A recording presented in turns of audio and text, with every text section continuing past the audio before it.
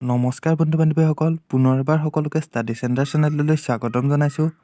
আজি মই আপোনালোকৰ বাবে লৈ আহিছোঁ কেইটামান খবৰ, যিকেইটা খবৰৰ বাবে হয়তো সকলোৱে অধিক আগ্ৰহেৰে বাট চাই আছে।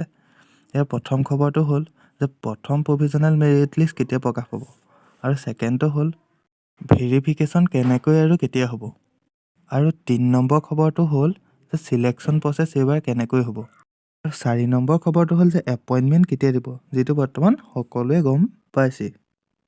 এতিয়া প্ৰথম খবৰটোলৈ আহোঁ যে প্ৰভিজনেল মেৰিট লিষ্ট কেতিয়া প্ৰকাশ পাব। আমি বিভিন্নজনৰ পৰা খবৰ কৰি জানিব পাৰিছোঁ যে চলিত মাহৰ শেষৰ ফালে, অৰ্থাৎ জানুৱাৰীৰ লাষ্ট উইক অথবা ফেব্ৰুৱাৰীৰ ফাৰ্ষ্ট উইকত প্ৰথম প্ৰভিজনেল মেৰিট লিষ্ট প্ৰকাশ পোৱাৰ সম্ভাৱনা আছে।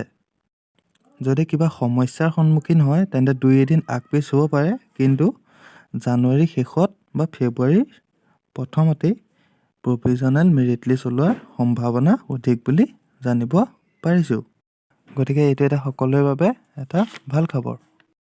ছেকেণ্ডটো আহিলে যে ভেৰিফিকেশ্যন প্ৰক্ৰিয়া কেনেকৈ আৰু কেতিয়া হ'ব। এইবাৰ আমি বিভিন্নজনৰ পৰা জানিব পাৰিছোঁ যে ভেৰিফিকেশ্যন প্ৰক্ৰিয়া শেষৰ ফালে, অৰ্থাৎ যিসকল প্ৰাৰ্থী চিলেক্ট হয় তেওঁলোকৰহে হ'ব বুলি জানিব পৰা গৈছে।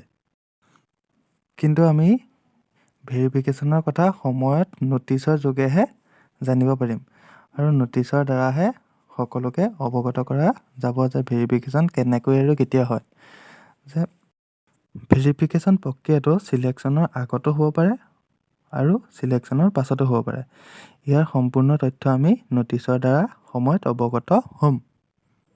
গতিকে বৰ্তমানৰ ভেৰিফিকেশ্যনৰ তথ্য মোৰ হাতত ইমানেই আছিল। 3 নম্বৰতে এইবাৰ ছিলেকশ্যন প্ৰক্ৰিয়াটো আন কিবাতকৈ অলপ সুকীয়া হ'ব বুলি সকলোৱে বৰ্তমান জানিব পাৰিছেই, যে যিহেতু বহুতেই কি হয়, যদি আপোনাৰ 3খন ডিষ্ট্ৰিক্টৰ নাম আহে তেন্তে বহুতেই কি কৰে যে তেওঁৰ নামটো বাকী 2খন ডিষ্ট্ৰিক্টৰ পৰা কাটিবলৈ অসুবিধাৰ সন্মুখীন হয় বা বহুতেই নাজানে। সেইকাৰণে কি কৰিছে যে আপুনি যি 3খন ডিষ্ট্ৰিক্ট চিলেক্ট কৰিছিলে, যদি আপোনাৰ 3খন ডিষ্ট্ৰিক্টতে নাম আহে তেন্তে আপোনাৰ প্ৰথম ডিষ্ট্ৰিক্টখনত আপোনাৰ নামটো থাকি যাব আৰু বাকী 2খনত নিজে নিজে কাট খাই যাব।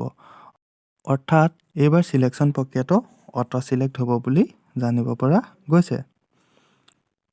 এইবাৰ চতুৰ্থ অৰ্থাৎ অন্তিম খবৰটো হ'ল যে এপইণ্টমেণ্টৰ কথা।